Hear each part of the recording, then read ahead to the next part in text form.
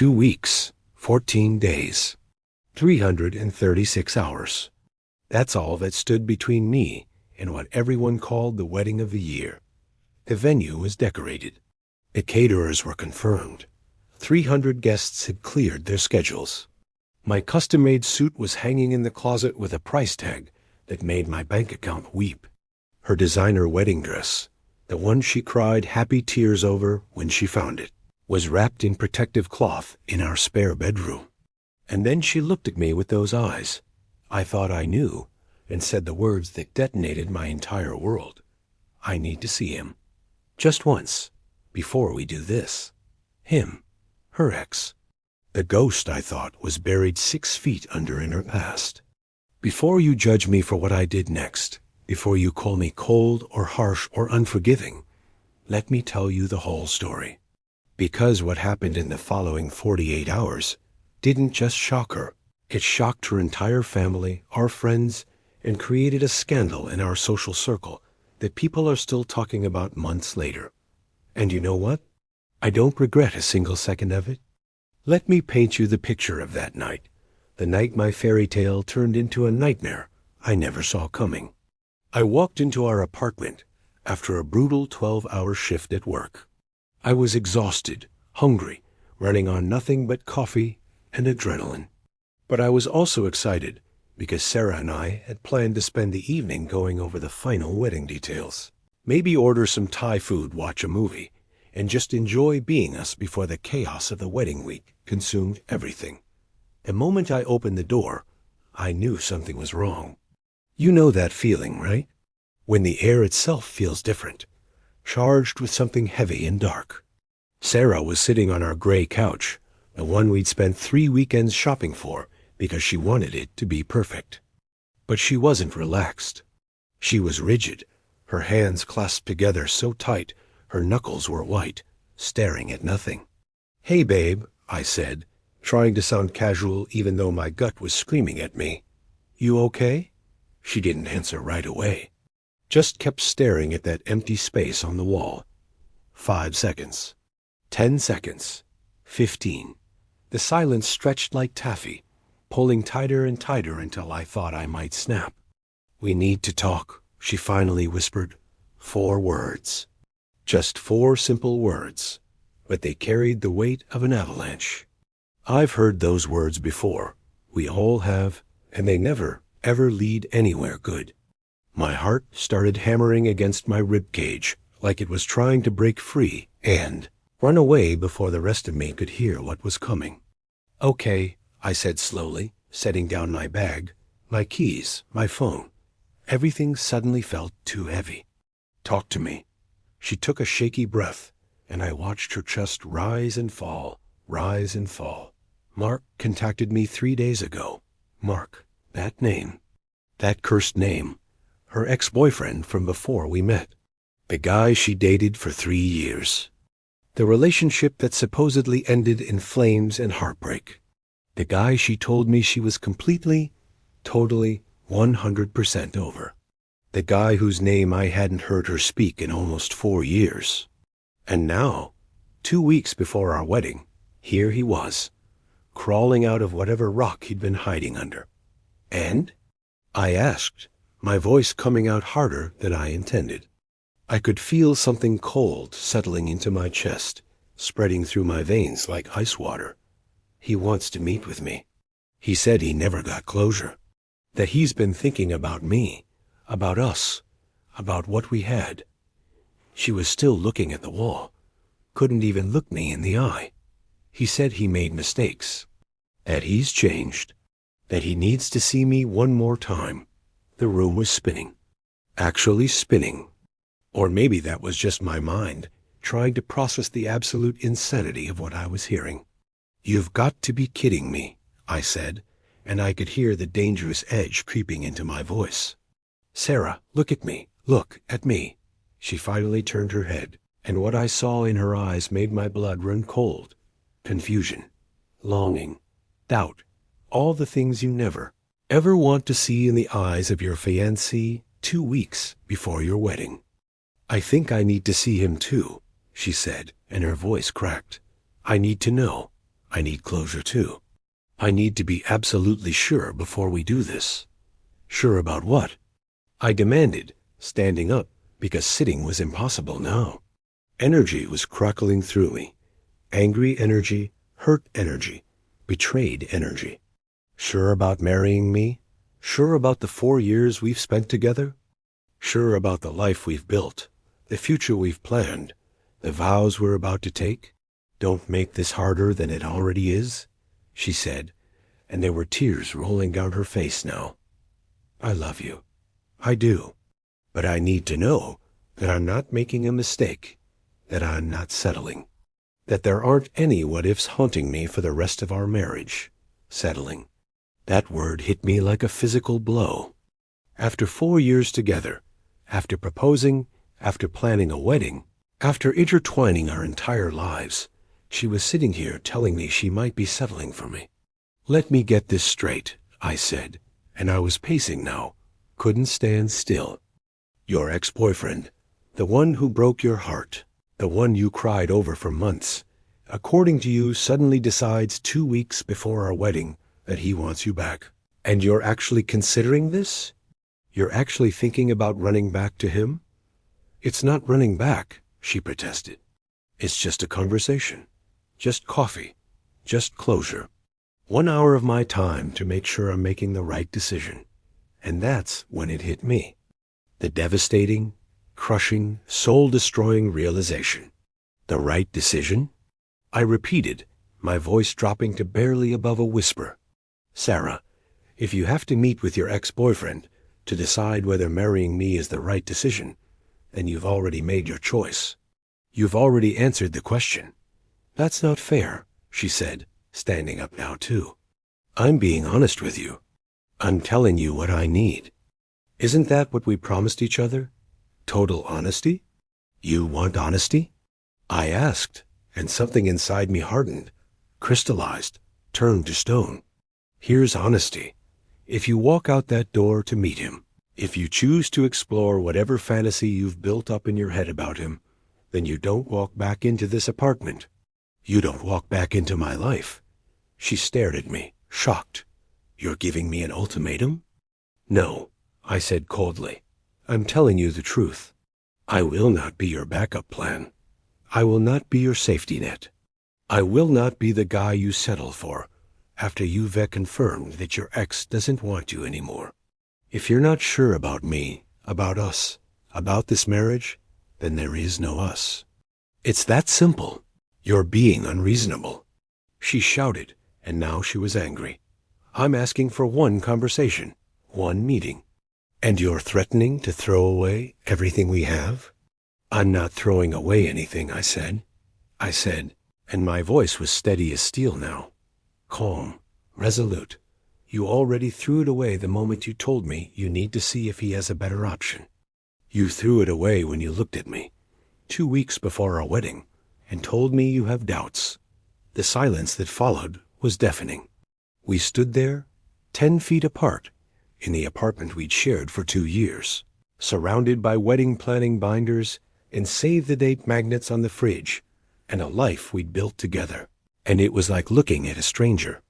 I need time to think, she finally said. Take all the time you need, I replied. But make your decision knowing this. If you choose to meet him, I'm canceling everything, the venue, the caterers, the photographer, the honeymoon, all of it. And I'm telling everyone exactly why. Her face went pale. You wouldn't. Watch me, I said. You want to know what you're throwing away? Let me spell it out for you. You're throwing away a man who has loved you unconditionally for 4 years. A man who has supported your dreams, celebrated your victories, held you through your failures. A man who chose you every single day and never looked back. A man who is ready to stand in front of everyone we know and promise you forever. I walked to our bedroom, grabbed my overnight bag, and started throwing clothes into it. My hands were shaking, but my resolve was iron. What are you doing? She asked, following me. I'm giving you space to think, I said. I'm going to stay at my brother's place for the next 24 hours. When I come back tomorrow night, you're going to tell me your decision. Either you're all in with me, or you're out completely. There is no middle ground. There is no let me just see him first. There is yes or no, me or him. Forever or nothing. This is crazy, she whispered. No, I corrected her. What's crazy is that I have to have this conversation at all. What's crazy is that my fiancée is questioning whether she wants to marry me 2 weeks before our wedding. What is crazy is that you think I'm going to sit here like a fool while you go chase a fantasy with your ex. I zipped up my bag and walked toward the door. I love you, she called out behind me, her voice breaking. I stopped at the door, my hand on the handle, and I looked back at her one last time. She was crying, mascara running down her face, looking small and lost and confused. If you loved me the way I deserve to be loved, I said quietly, we wouldn't be having this conversation, and I walked out. That night at my brother's place was the longest night of my life.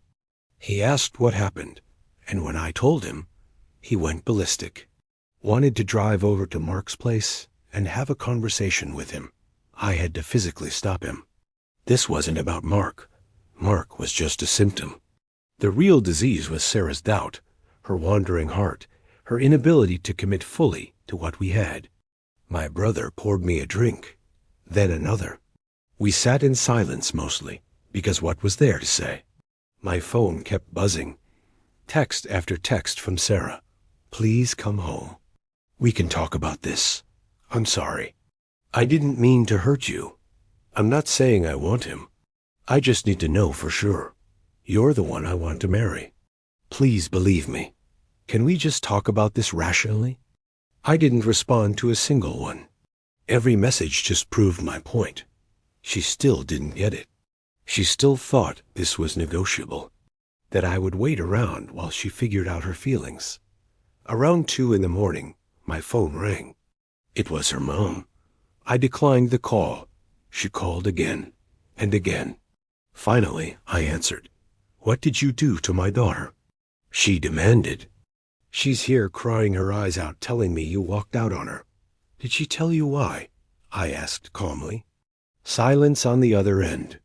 She said you had a fight about her needing space before the wedding. That's interesting. I said, did she mention that she wants to meet with her ex-boyfriend to see if she is making a mistake by marrying me? More silence. Longer this time. Is that true? Her mom asked, her voice different now. Quieter. Ask her yourself, I said. And then ask yourself if you want your son to marry someone who wasn't sure about him 2 weeks before the wedding. Oh, Sarah. I heard her mom whisper, not to me, but to herself. What have you done? The next day dragged by like a slow death. I couldn't eat, couldn't focus, couldn't do anything except wait for the timer to run down on the ultimatum I'd given. My phone kept buzzing with texts from friends, asking if everything was okay, if the wedding was still on, what was happening. Sarah had apparently been calling people, creating some narrative, trying to control the story. I didn't respond to anyone. Let her tell whatever story she wanted. The truth would come out soon enough. At exactly 7 o'clock that evening, I drove back to our apartment. Every mile felt like driving toward either salvation or destruction. I didn't know which. I walked in to find Sarah sitting in the exact same spot on the couch, looking like she hadn't slept at all. Did you see him? I asked. No hello, no preamble. Just the question that mattered. No, she said quickly. I didn't. I couldn't. After you left, after I thought about everything you said, I realized you were right. I texted him and told him I couldn't meet him, that I'm getting married and I need to respect that. I should have felt relief, should have felt joy, should have felt vindication. But I felt nothing, just emptiness. But you wanted to, I said flatly. That's the part you're missing, Sarah. You wanted to go. The only reason you didn't is because I gave you an ultimatum. Not because you didn't want to see him, but because you didn't want to lose me as your backup plan. That's not true, she insisted, standing up. I chose you. I chose us. No, I said, and my voice was cold. You chose the path of least resistance. You chose the safe option. You chose not to blow up your life and face the embarrassment of a canceled wedding. But you didn't choose me with your whole heart. And that's what I deserve. That's what I will accept. Nothing less. What are you saying? She asked, and I could see fear dawning in her eyes. I pulled out my phone and showed her the screen. Email confirmations, cancellation notices, voicemail receipts. I canceled everything, I said. The venue, the caterers, the photographer, the band, the florist, the honeymoon. All of it. It's done. Her face went white as a sheet. You what? But I told you I chose you. I didn't see him. The fact that you had to make that choice at all told me everything I needed to know, I said. Sarah, do you understand what you did? You looked at me, the man who has loved you completely and faithfully for 4 years, and you told me you weren't sure if I was enough. You told me you needed to verify with your ex-boyfriend whether I was the right choice. I made a mistake. She screamed. People make mistakes. I was confused. I was scared about the wedding, and I panicked. Don't I get a second chance? Second chances are for people who make honest mistakes, I said. Not for people who treat their partner like a consolation prize. Not for people who keep one foot out the door. Not for people who, given the opportunity, would have run straight to their ex to see if the grass was greener. I love you, she sobbed. Please, please don't do this. We can fix this. We can go to counseling. We can work through this. I loved you too, I said, using past tense deliberately. I loved you with everything I had. But you know what killed that love? It wasn't your doubt. It was your disrespect. The fact that you thought so little of what we had that you were willing to risk it all for a ghost from your past. Everyone is going to ask what happened, she cried. What am I supposed to tell them? Tell them the truth, I said. Tell them that 2 weeks before your wedding, you wanted to explore other options. Tell them that when your ex came calling, you considered running back. Tell them that I have enough self-respect to not marry someone who sees me as their backup plan. I walked to the bedroom and started packing my things. Not just an overnight bag this time. Everything. She followed me, crying, begging, promising she'd change, promising she'd never doubt again, promising everything and anything. But promises mean nothing when trust is broken. And she hadn't just cracked my trust. She de-shattered it into a million pieces, and then asked me to cut my feet walking across the shards to give her another chance. I'm staying at my brother's place until I can find my own apartment, I said, carrying boxes to the door. I'll be back for the rest of my stuff later this week. I'm leaving you the lease, the furniture, all of it. Consider it my parting gift. You're really doing this? She asked, like she still couldn't believe it. Like she thought I'd been bluffing this whole time. You're really walking away? After everything? I stopped at the door one final time and looked at her. Really looked at her. The woman I thought I'd spend my life with. The woman who'd just shown me I didn't know her at all. Thank you, I said, and I meant it. Thank you? She repeated, confused. For what? For showing me who you really are before I made the biggest mistake of my life, I said. For letting me see that when things got serious, when forever was staring you in the face, you flinched. You looked for an escape route. You kept your options open. Thank you for showing me that I deserve better than someone who loves me conditionally. I hate you, she spat out, anger replacing tears now. You're cruel. You're heartless. You're punishing me for being honest about my feelings. No, I corrected her one last time. I'm respecting myself enough to walk away from someone who doesn't value me. There's a difference. And I left. For real this time. For good. The fallout was nuclear. Within hours, everyone knew. Her family, my family, our friends. Social media exploded. People took sides. Some called me heartless. Others called her foolish. The drama was intense, messy, public, and honestly, I didn't care about any of it.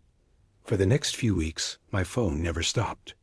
She called 30, 40 times a day, left voicemails begging for another chance, sent letters to my new apartment, showed up at my work, sent friends to talk to me, had her mom call me crying, even sent her dad to man, talk to me about forgiveness.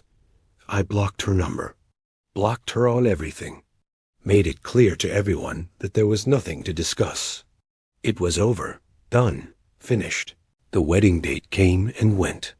I spent it hiking alone in the mountains, finding peace in the silence, breathing free air, grateful for the bullet I dodged. 3 months have passed now. 3 months since I walked away from what everyone thought was the perfect relationship. And you know what? I'm happier now than I've been in years. There's a lightness to my life that I didn't even realize was missing. No more walking on eggshells. No more wondering if I'm enough. No more competing with ghosts from the past. I heard through mutual friends that she tried to reach out to Mark after I left, thinking maybe they could rekindle something. Guess what? He didn't want her. Turns out he just wanted to mess with her head, see if he still had power over her. Classic narcissist move. He got his ego boost and disappeared again. She's apparently devastated, alone, regretful, constantly telling anyone who'll listen that she made the biggest mistake of her life, that she lost the best man she ever had, that she'd do anything to get me back. And me? I feel absolutely nothing when I hear these updates. No satisfaction, no revenge, no schadenfreude. Just indifference. And that's how I know I made the right choice. Because here's what I learned from this nightmare. Self-respect is not negotiable. Your value is not determined by someone else's ability to see it. And if someone can't choose you enthusiastically, completely, without doubt, then they don't deserve you at all. I didn't need her to verify my worth by rejecting her ex. I didn't need her to prove her love by finally choosing me. The moment she needed to question it, the moment she needed to explore other options, that was my answer. I was done. Some people say I overreacted, that I should have given her another chance, that relationships are about forgiveness and working through doubts. And maybe they're right. Maybe a more patient man, a more forgiving man, would have tried to rebuild what was broken. But I'm not interested in rebuilding. I am interested in finding someone who never wants to tear down what we're rebuilding in the first place. Someone who looks at me and sees not just enough, but everything. Someone who, when their ex comes calling, doesn't even hesitate to send them straight to hell where they belong. I deserve that. You deserve that. We all deserve that. So no, I don't regret canceling that wedding. I don't regret walking away. I don't regret being cruel or harsh or unforgiving, because what I did wasn't any of those things.